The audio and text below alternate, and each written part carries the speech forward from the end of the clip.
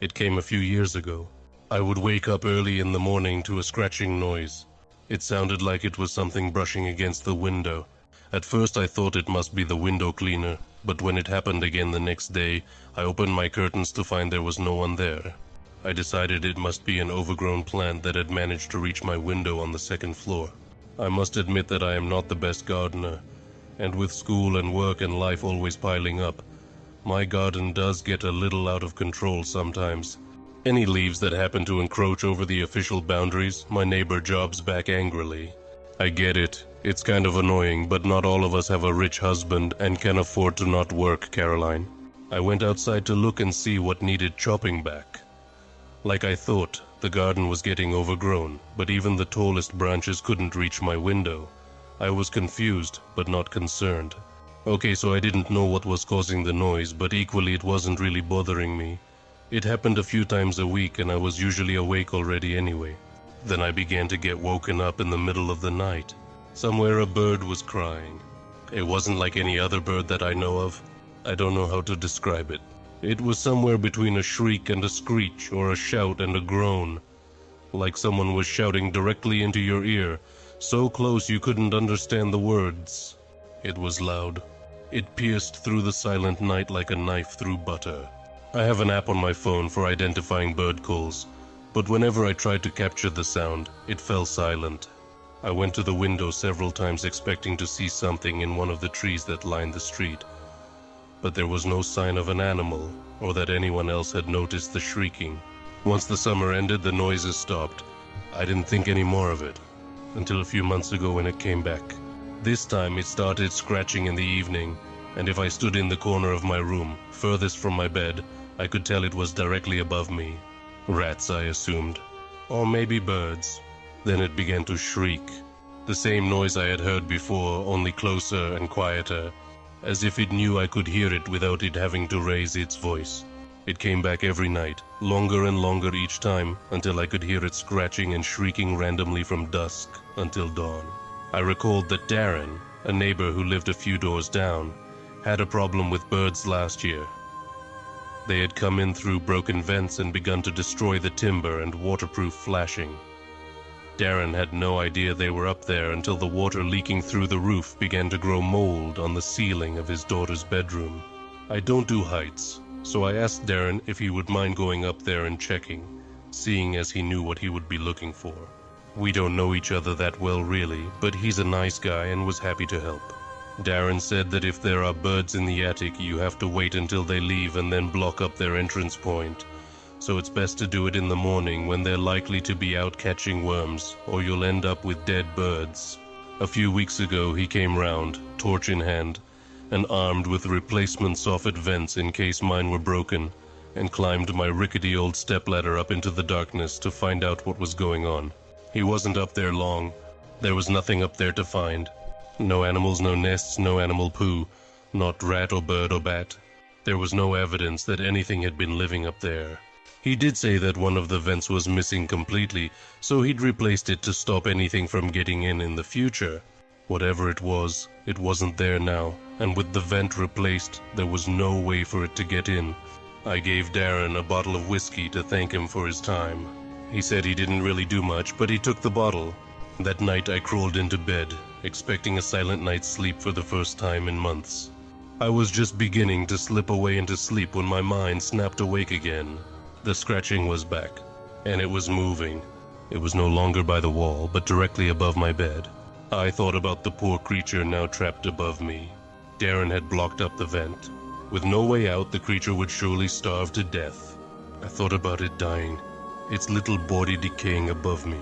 The flies, the maggots, the smell that would permeate the walls and fill my house with rot. In the morning, I called animal control. I'm in the UK and there are different rules for dealing with different animals. For example, grey squirrels are an invasive species and must be killed, whereas bats are protected and cannot be moved or harmed in any way. I wanted to be sure I was doing the right thing. Surprisingly, they had a cancellation and could come out the next day. That was a week ago. When he came, the animal control guy agreed with Darren. There was no evidence of animal activity in my attic. He was an older guy and called me Love when he told me I'd probably just heard birds walking on top of the roof. I resigned myself to a life of being patronized and kept awake by scratching. But that night there was no noise, nor the next, and the next. Animal control poking about the attic must have frightened it away. Whatever it was gone from the attic. For the past week, it has been dead quiet. No more midnight scratching or 3 a.m. shrieking, except I'm lying in bed right now, and something is scratching at my bedroom door.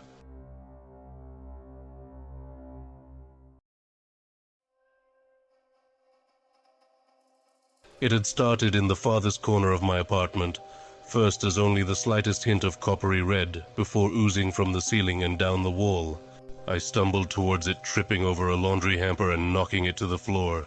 It was funny looking, really. Against the yellowing wallpaper, it looked almost like a rookie's graffiti, still fresh and drying. I lifted a hand to touch it, but thought better of it. Up this close, the stench was overwhelming, like when the sink clogs and you pull out the stopper to find an enormous glob of hair. A smell mixed between bile and ammonia. A nauseous wave swept over me, attempting to pull up last week's dinner. In a panic, I ran to the window and was alarmed when it wouldn't open. Furiously, I scrambled to unlatch the lock and rattled it up for the first time in years. As I swallowed the tastiest air I've ever had, I could only think, at least I know where the smell is coming from now. 1 month ago had been a party for me. I'd gotten home early from my job mopping floors at a hospital, and had even had time to pick up a pizza on the way back. Now, I don't live in the best of areas, I'll admit, and whenever I pull into the unpainted parking space of my building, I always get that feeling that something bad might happen that day. The apartment's at least 200 years old, and it shows. From the chipped red bricks to the way it tilts slightly towards the top, the Queen gives a sense of both unreliability and experience. And I'm sure it's experienced a lot. I push through the front glass door, complete with a head-sized hole, and begin the solemn march to the 8th floor in my room, number 48. I say solemn march because that's what it is. I don't want to see or talk to anyone here, and that's best done by staring at the floor as I walk, my face suitable blank. The first person I come across seems to have the same idea. He's wearing cheap plaid over a greasy t-shirt and doesn't even look my way as he slips into number 9. The Queen's nightly brothel, if I'm not mistaken. The Queen's a classy place. I cross up the stairs past a room that has smelled heavily of curry since I moved here. The same screaming rock music playing like a theme song. The door is open and I see a huddle of kids shooting up heroin or cocaine or maybe even bleach mixed with water. Who cares? I certainly don't. The walls up here are covered with what could either be mud or human excrement, and I try my best to guide the bulky pizza box up the stairs without touching anything. I see Old Man Taylor wobbling up the steps ahead of me. He's got his veteran's cap on again and he's humming some sort of oldie under his breath. I feel bad for him, I really do. It's hard to watch as his arms shake each time he releases the railing to climb up another step. His legs moving slowly with arthritis. Luckily, I'm on my floor now, so I won't have to wait 30 minutes before getting to my room. You having a party tonight, boy? His voice is raspy from smoking and muddled from time. I turn to have a look at him, hooking the box under my arm. Every night's a party, I remark, failing to come up with anything better. Why, what are you doing tonight? Nothing, I just want to say hello. No one says hello anymore. I smile to him and nod, thinking about how cold the pizza must be getting. He smiles back, a toothless thing, before returning to his journey upward as I jingle the keys into my door's lock. Inside, I smile when I see the pile of DVDs on the coffee table, the humming fridge with various appointments and magnets stuck to it, and the window overlooking the sleeping town. I'd survived another day. I throw the pizza down on the side of my mildew-streaked couch and turn on the TV. The television is older than Christ and doesn't have cable, but none of that matters. I put in my favorite television series, That 70s Show, and begin the party with my best and only friends. My parents came for a visit 3 weeks later. The first thing they said when they walked in wasn't about how messy the room was. It wasn't about how I hadn't called them since last Christmas, or how they thought I could do better than this dump. They complained about the smell. I blushed and pointed at the sink full to the brim with soapy water and old dishes, but they were sure that wasn't it. "It smells like something died in here," they said. I fought back the urge to reply, "Yeah, my hopes and dreams." Honestly, I couldn't smell anything. Needless to say, they didn't stay long and I was alone again. That night lying in bed, I began yearning for the past. I vividly lived through my childhood for what must have been the 8th time. I saw all the mistakes I had made and all the chances I never took. I saw her again, standing by the pool waiting for me, but I'd never show up.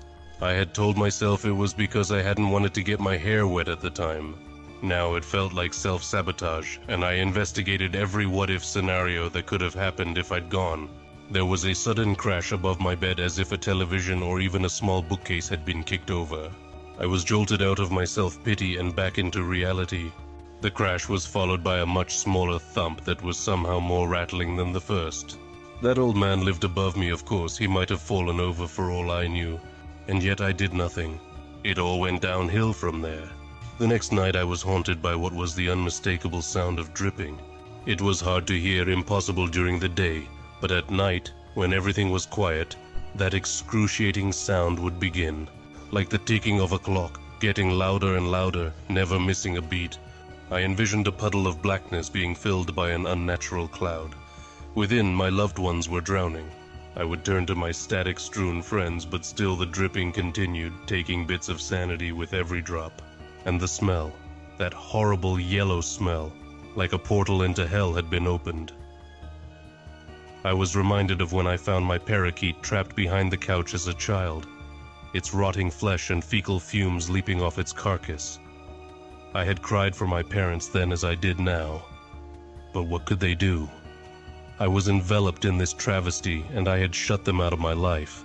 Desperately, I searched my prison for the source of this evil.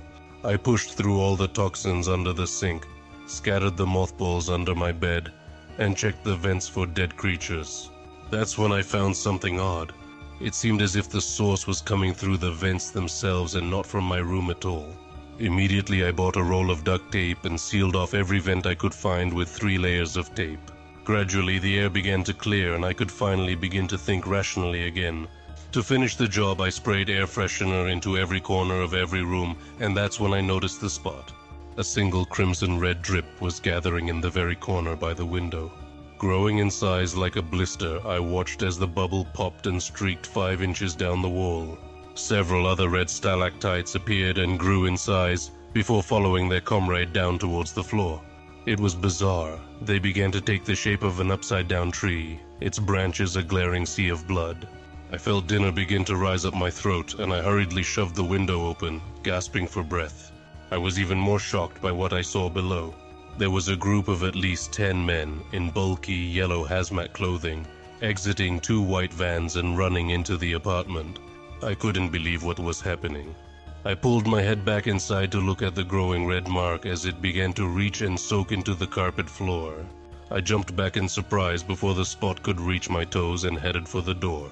Already I could hear the men as they charged up the stairs past my door, towards, my heart skipped a beat, Old Man Taylor's apartment.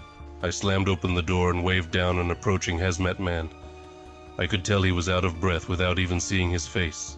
"Please exit the building, sir," he gasped. He didn't wait for me to reply, and so I did the only thing I could. I walked down the stairs with everyone else into the cold night air, on the eve of winter. Old Man Taylor had been found dead, I was told later. It turned out he'd hung himself over a month ago, and there he had stayed, like clothes in a closet or beef on a meat hook. No one had even noticed he was gone. His family never called him, nor he them. He didn't have any friends to speak of because he'd never spoken a word to anyone. By all accounts of the few who knew him, he was a lonely man, because he never took the time to be anything else. Either he felt he was too busy or he just didn't care. And he died that way. After a month of hanging there, his head had separated from his body. The crash was the body hitting the ground, and the following thump the rest of him. Everything inside him had flooded out and dyed the white carpet around him red before soaking through the floor to repeat the pattern in my room. The only reason he was noticed missing was from the smell and a missing payment for his rent. I look back on this and realize with horror that we really weren't so different. I had shut myself off from the world into a cold loneliness I'm sure Taylor was very familiar with up until the bitter end. I've started going out more as a result. I've shut off the television and sold all my DVDs. I even called her again. I almost didn't at first, but during the past month I've learned that life is too short and sanity too fragile to lock myself in my room anymore. In the search for change, I've put away my news for good.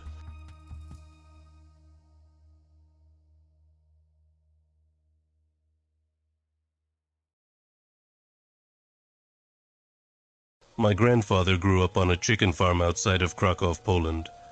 He passed away a few years ago at the age of 82.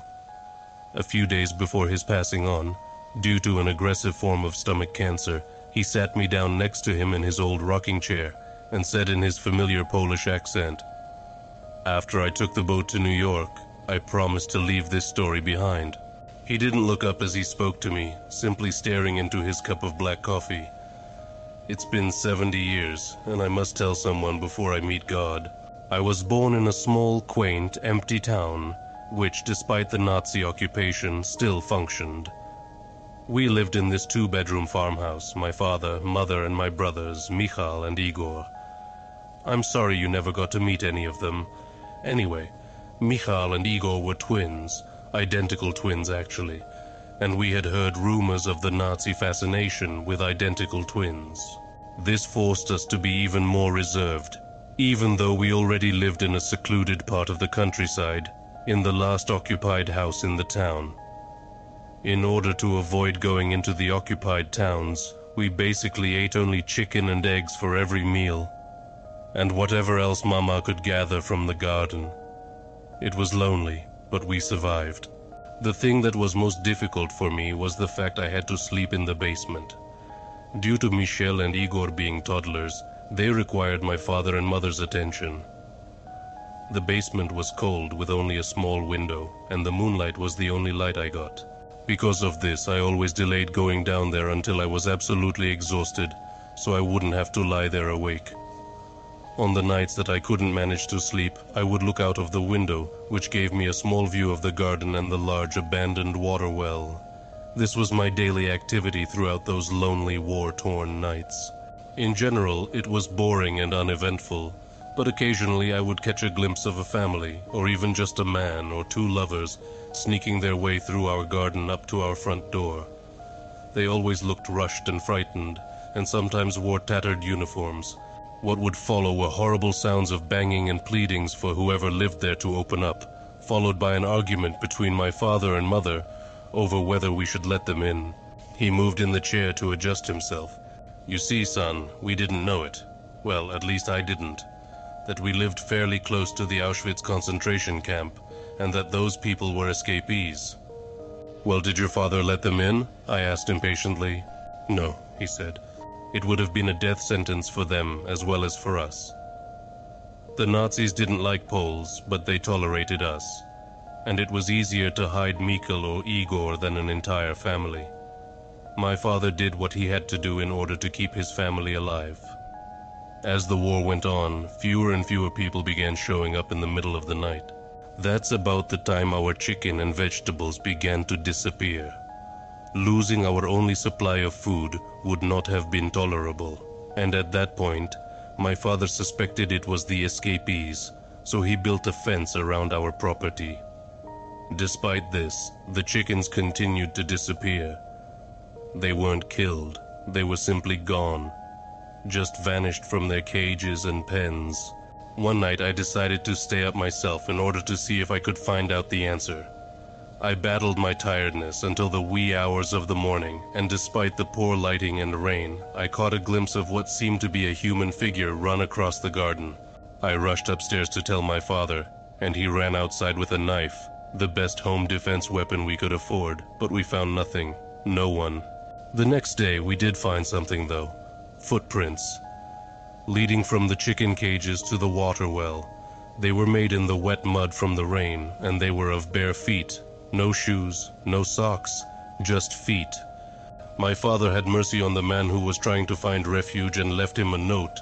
indicating that he had 2 days to leave, and then he would begin to seal the well. I waited impatiently for my grandfather to tell me about the fate of the man. The following night, I got the idea to take a blanket down the well to the man since winter was creeping in. I waited until my parents were asleep, and I snuck outside. I shouted something friendly down the well, indicating to the poor man that my intentions were benign, and I began my descent, clinging hand and foot to the pegs attached to the stones. As I neared the bottom, I smelled something absolutely horrific, and I pulled my father's flashlight from my pocket to try and shine it on the man. It was then I came to the realization of just how large the well was, having been used to supply water for the entire town and its families in the past. Families which no longer remained, but I found no man, only a hole, a gap in the stone where the wall of the well had collapsed, opening up to some type of crevice only 2 meters wide and 3 meters deep and tall. Inside sat not a man, but an entire family, of which only a single skeleton-like creature survived. The light reflected off of its sunken eyes and gray skin. Blood covered its face, and chicken carcasses were strewn everywhere. A pile of decomposing poultry beside a woman, and what I suspected had been her son and daughter, children who couldn't have been much more than 5 years old, and they seemed to have been dead for weeks. The man, if he even could be called that, just gazed at the light, and I stared back, incapable of breaking his stare. I did not feel threatened by him, for he lacked any aggression whatsoever. He simply crouched motionlessly without a sound next to the putrefying bodies of his loved ones, and the chickens that must have been his source of water, as their meat was uneaten. He was empty, devoid of whatever in us makes us human. He should have realized the members of his family had died long ago, but he was still bringing food for their corpses. He couldn't accept it. He did finally turn his head, though, when I shone the light back onto the corpse of his daughter. He stared at her, and then sat down closer to her, and continued his vigil. "You can leave now," I said to him. "I'll open the gate so you can escape. My father will seal the well in the morning. Please leave now." My young voice and advice seemed to have no effect on him. At that moment, I decided it would be better for me to just climb back up the well and leave, and hope the man would follow and escape. As I began my climb, I shone the light on him one final time. "What did you see, Grandpa?" I shuddered. I saw a tear fall from his eye. He had become a man once again. He was only able to break free from the delusion after seeing the body of his daughter, which had until that time been obscured by the darkness. He realized then that he had been bringing food not to his family, but to corpses. That night it rained again, but in the morning when my father returned to seal the well, I found no footprints leading out of it.